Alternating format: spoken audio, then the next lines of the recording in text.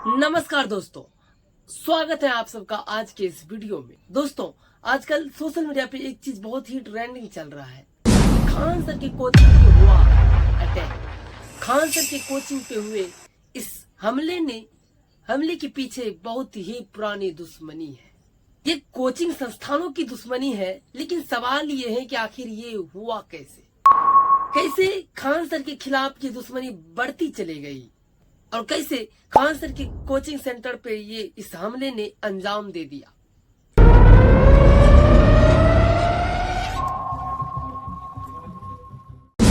तो वीडियो को शुरू से शुरू करते हैं। 2 जून 2026 करीब 10 बजे की बात है। पटना के मुसल्लापुर हाट में ऑनलाइन बेच चलते हैं कि तभी कुछ लोग वहां पे आ जाते हैं और गेट को तोड़फोड़ करने की कोशिश करते हैं और बैनर को भी नोचते हैं और यहाँ तक कि वहां के गार्ड को भी मारपीट भी लगा और यहाँ तक नहीं, उनका सिर को भी फोड़ दिया था और इसीलिए गार्ड को बाद में अस्पताल में भर्ती करना पड़ा। और खान सर उस वक्त भी आसपास ही थे। हमले की सूचना मिलते ही ठीक वो 11 बजे रात वहां पहुंच गए। उन्होंने खुद कहा कि 8 से 10 राउंड उन्होंने गोली चलते हुए देखी। हम रिजल्ट हुआ तो सब लोग बच्चों को सम्मानित करके थके हुए थे लोग, सारे लोग आए। कुछ असामाजिक तत्व तो लगे कि कहें कि कोचिंग उड़ा देंगे 2 दिन के अंदर, और गार्ड को मार के इतना लहूलुहान कर दिए कि अभी वो एडमिट है यहाँ पे। अभी देखिए क्या हो रहा है यहाँ पर, उसके बाद देखते हैं हम लोग यहाँ पे। लेकिन ये एकदम असामाजिक तत्व तो कोचिंग वाले हैं सब, ये 1-2 तो यहाँ अभी उसको बयान दिया है, वो अभी हॉस्पिटल में है। वजह क्या है, क्या सर, क्यों ऐसा कहना ये है कि सस्ते फीस में क्यों पढ़ा रहे हो कि इतना रिजल्ट हो जाएगा यहाँ पे। मेन यही है कि इतने कम फी में इतने लोगों को ना पढ़ाया जाए। तो अब प्रशासन से भी कहते हैं कि सिक्योरिटी ध्यान में रखा जाए, क्योंकि गरीब को भी पढ़ने का अधिकार है। हजारों की संख्या में जब रिजल्ट हो जाता है तो थोड़ा इस तरह से असामाजिक तत्व जो होते हैं वो अपना सोचते हैं कि दबा दिया जाए। पूरा ऑफिस तोड़ ताड़ दिया, ऐसे गोली चला दिया। अब किसको हमला करने आ गया, हमारे घर पे किसको करना है, किसको दे दिया गया है, चिन्हित कर दिया गया। लेकिन पुलिस का बयान खान सर के बयान से बिल्कुल ही अलग है। घटना का सूचना मिलते ही पुलिस वहां मौके पे पहुंची थी। पटना के एसएसपी कार्तिक शर्मा व खुद भी वहां पहुंचे थे। उन्होंने वहां मौजूद सीसीटीवी कैमरे की फुटेज की कंखाल निकाली। वहां जितने भी लोग पहुंचे थे वो करीब 10 से 15 लोग थे और उनका संबंध कोचिंग संस्थानों से मिली हुई थी और उनमें से एक का नाम ज्ञान बिंदु है। पुलिस ने ये भी कहा कि जब हम कैमरे को खंगाला तो हमें कोई भी गोलीबारी का सबूत नहीं मिला। यानी कि जो मारपीट है वो तो तय है, लेकिन गोलीबारी की बात हुई है वो अभी तक भी सही कोई सुराग नहीं मिला है। और बाद में खान सर भी अपना बयान बदल लिया। हालांकि पुलिस की रिपोर्ट के मुताबिक वहां के जो ज्ञान बिंदु है उनके इशारे से ही ये सब कुछ हुआ है। उनके इशारे से ही उनके स्टाफ लोगों ने इस घटना का अंजाम दिया है। इसके लिए आपको पहले ज्ञान बिंदु को जानना होगा। ज्ञान बिंदु पटना का एक कोचिंग संस्थान है, जो संस्थान उसी इलाके में है जहां खान सर का कोचिंग सेंटर है और शायद से यही कारण है कि एक दूसरे का कॉम्पिटिटर बनाता है। अब ये झगड़ा एक ही रात में पैदा नहीं हुआ है, इसकी जड़ी बहुत ही गहरी है।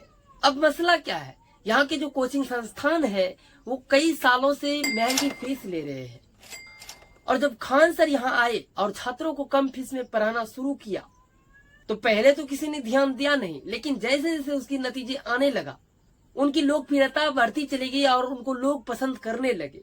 सभी छात्र अन्य संस्थानों को छोड़कर खान सर के कोचिंग संस्थानों में आने लगे। 250-300 में नहीं पढ़ाता है, चाहे वो कोई भी हो, चाहे वो खान सर हो या रोशन आनंद सर हो। बच्चों से हम पूछते हैं कि उन्होंने क्या फी पे किया है। दूसरा, लगभग खान सर जितने पैसों में पढ़ाते हैं रोशन आनंद सर भी उतने।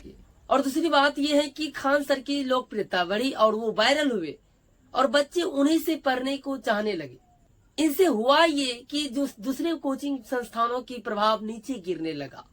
खान सर का मेन मुद्दा ये है कि उन्होंने कहा कि हम इतने कम फीस में क्यों पढ़ा रहे हैं। कहना ये है कि सस्ते फीस में क्यों पढ़ा रहे हो कि इतना रिजल्ट हो जाएगा यहाँ पे। मेन यही है कि इतने कम फी में इतने लोगों को ना। लेकिन दोस्तों, कोई भी इंसान कितना भी लोकप्रिय क्यों ना हो, उनमें कोई ना कोई कमियां जरूर रहती है।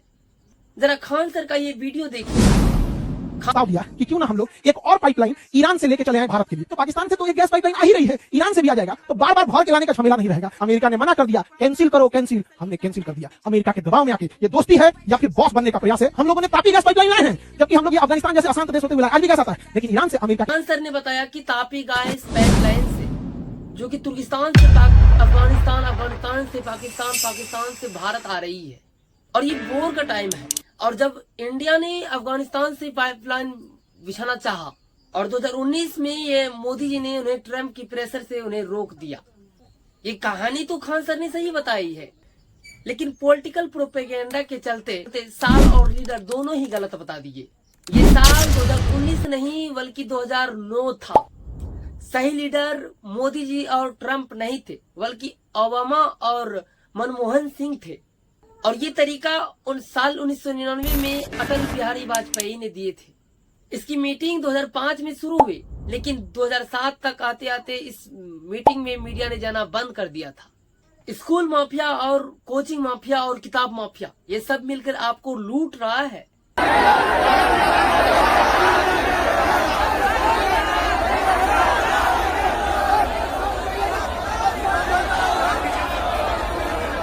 लेकिन कोई भी अम्बेडकरवादी, जातिवादी, लेफ्टिस्ट प्रोपेगेंडा फैलाने वाले लोग समान शिक्षा की बात नहीं कर रहे हैं। एडमिशन 10 साल 12 साल में एक बार होता है, लेकिन एडमिशन की फीस हर साल ली जाती है।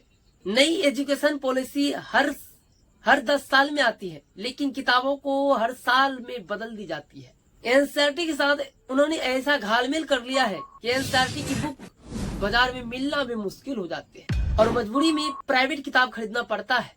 किताब वाले अलग लूट रहे हैं और स्कूल वाले अलग लूट रहे हैं। ये बातें आपको सस्ती और सिंपल सी जरूर लगते होंगे, लेकिन इनके पीछे बहुत ही डार्क रियलिटी है। कोचिंग बंद करनी पड़ी। जैसे ही ये खबर फैली, बड़ी तादाद में छात्र कोचिंग के बाहर जमा हो गए। उन्होंने नारे लगाए और खान सर के समर्थन में प्रदर्शन किया।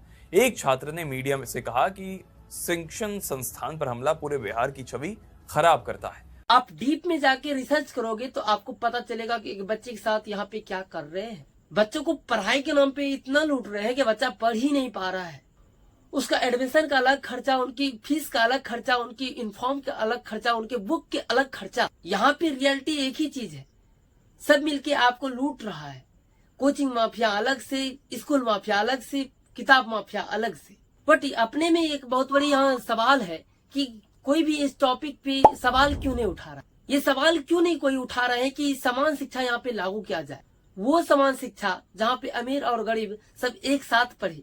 एक और रियलिटी आप सुन लीजिए, जो आप सुन के एक शौक हो जाएंगे। आईआईटी और जेनीट में जो चीजें पढ़ाई जाती हैं वो 12वीं 11वीं में नहीं पढ़ाई जाती है। जो चीज 10वीं 11वीं और 12वीं में जो पढ़ाई जाती है वो चीज वहाँ पे नहीं पढ़ाई जाते हैं। कोचिंग माफिया यहाँ पे आपके साथ गेम खेल रहे हैं। जो चीज वहां नहीं पढ़ाई जाते हैं वो चीज पढ़ने के लिए यहाँ तक आओ।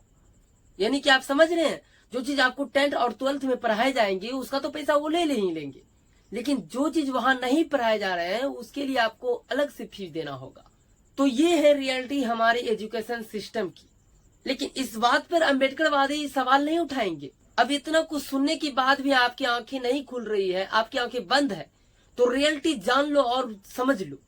इस वीडियो को लाइक करो या ना करो, लेकिन उस अम्बेडकरवादी तक शेयर जरूर करना ताकि उन्हें भी ये चीज पता चले। बाकी फिर मिलते हैं नई वीडियो में किसी नए टॉपिक के साथ।